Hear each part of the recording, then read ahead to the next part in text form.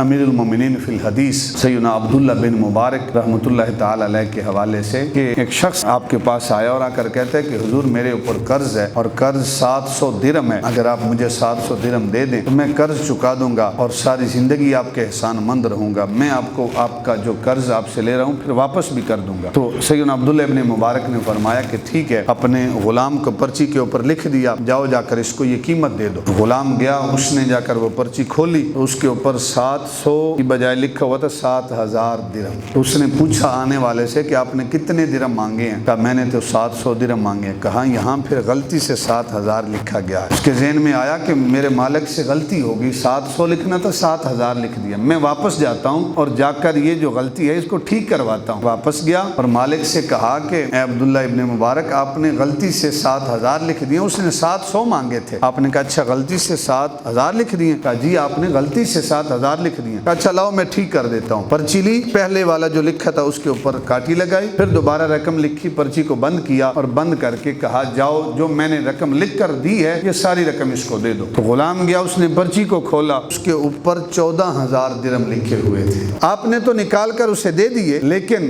غلام بڑا حیران ہوا کہ مانگے اس نے 700، آپ نے لکھے 7000، پھر 7000 کی درستگی کروانے کے لیے آیا، آپ نے لکھے 14000۔ مجھے اس بات کی سمجھ نہیں آئی۔ کہا کہ میں نے پہلے جو 7000 لکھے تھے وہ بھی غلطی سے نہیں لکھے تھے، وہ میں نے جان بوجھ کر لکھے تھے۔ کہا میں تو ٹھیک کروانے آیا تھا، پھر جان بوجھ کر لکھے تھے تو آپ نے 14000 بنا دیے۔ مجھے اس بات کی سمجھ نہیں آئی۔ کہا دراصل بات یہ ہے کہ وہ 700 مانگنے آیا تھا، اس کی طلب تھی 700، اور اگر میں اسے 700 ہی دیتا تو اسے وہ خوشی نہ ہوتی۔ 7000 جان بوجھ کر میں نے لکھے تھے، مجھے بتا اگر 700 کی بجائے اسے 7000 دیتا تو اسے خوشی نہ ہوتی؟ کہا حضور اسے کیوں نہ خوشی ہوتی؟ کہا کہ تو نے اس کے سامنے کہا کہ اس کے اندر 7000 لکھے ہیں، اور اب اگر تو اس کو 7000 بھی دیتا اسے پتہ چل گیا تھا، اسے وہ خوشی نہ ہوتی۔ میں نے 14000 لکھے، اب تو بتا جب تو نے اسے 14000 دیے تو اس کی خوشی دیکھنے کے قابل تھی یا نہیں تھی؟ کہا حضور خوشی تو اس کی لفظوں میں بیان ہونے والی نہیں تھی۔ کہا دراصل بات یہ ہے، اللہ کے نبی کا فرمان ہے کہ جو کسی مسلمان کو اچانک خوشی دیتا ہے، اللہ تعالیٰ خوشی دینے والے کے پچھلے سارے گناہوں کو معاف کر دیتا ہے۔